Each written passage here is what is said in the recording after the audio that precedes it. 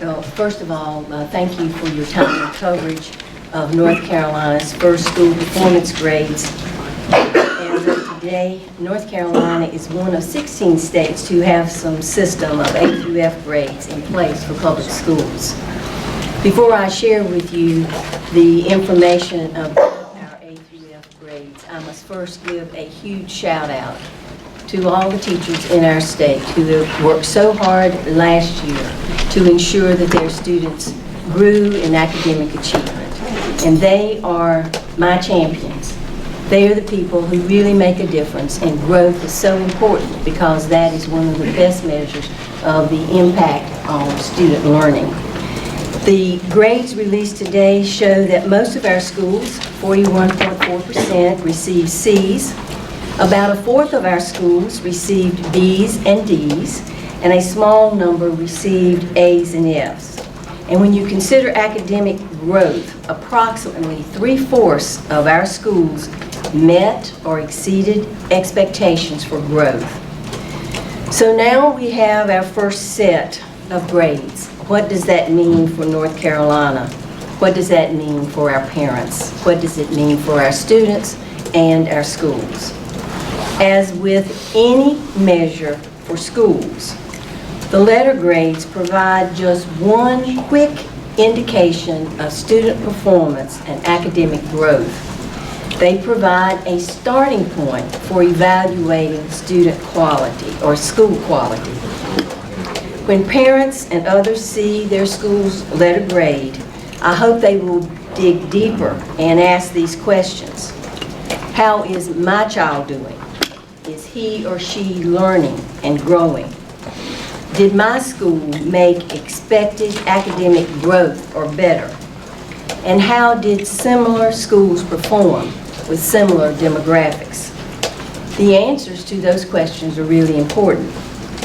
The letter grades reflect performance, 80%, and academic growth, 20%. And from a practical perspective, that means schools serving many students who began the school year behind their peers may have made strong academic growth and still not have the performance needed to bring a high grade to their school. And when the letter grades are considered by poverty levels in the schools, by the growth rates of teachers, and by other factors, you will see some very interesting trends. Nearly all of the schools that received grades of F also have more than half of their children receiving free or reduced price lunch. Put it another way, some schools with high numbers of low-income students received A's. Some received B's, C's, and D's, but all the schools receiving F's had a high number of low-income children. And this speaks to the challenges that teachers and communities face when a school has large percentages of students who struggle with poverty, who struggle with, where am I going to put my head tonight? What am I going to eat? Among schools receiving grades of D's or F's, more than 55% of them met expected growth or exceeded expected growth. And for schools receiving an A grade, more than 76% met or exceeded growth expectations. And that tells me that the teachers in these schools made sure that their students were growing academically. But their letter grade is more heavily weighted toward performance rather than toward growth. And of course, that pulls the overall grade down. Now let's look at our charter schools for a moment. If you look at our charter schools, you will see a high percentage of A's when compared to other public schools.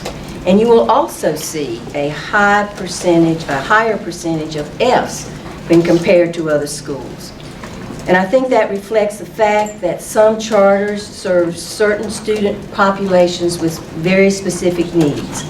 Charter schools, like public schools, have pockets of excellence and also have schools that need significant improvement. And you can see more detail from this information in the executive summary packet that you have. So where do we go from here? At the Department of Public Instruction, we are evaluating how to provide direct services to schools that receive D or F grades. And over the past 4 years, we have been very successful in helping low-performing schools turn around in many cases.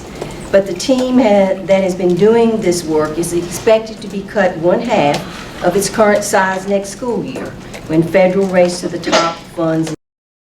And that's why the State Board of Education's budget request includes funds to continue these services with state dollars.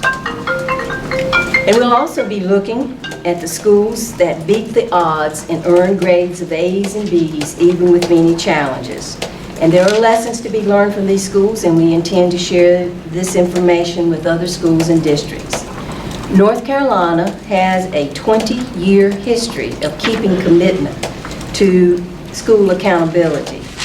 And the school performance grades that have been released today are a part of the latest chapter.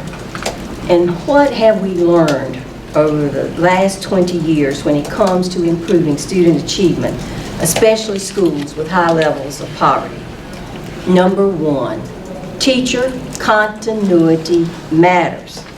A high teacher turnover rate is extremely damaging to the schools.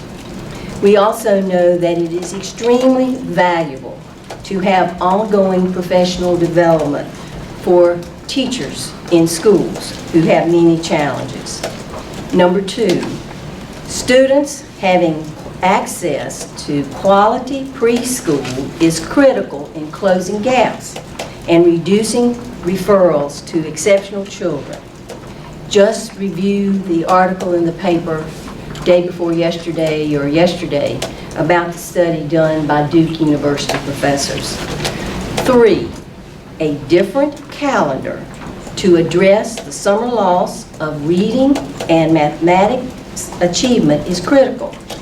Reading camps for third graders is a step in the right direction because it extends learning for our children who need extra help and assistance and time.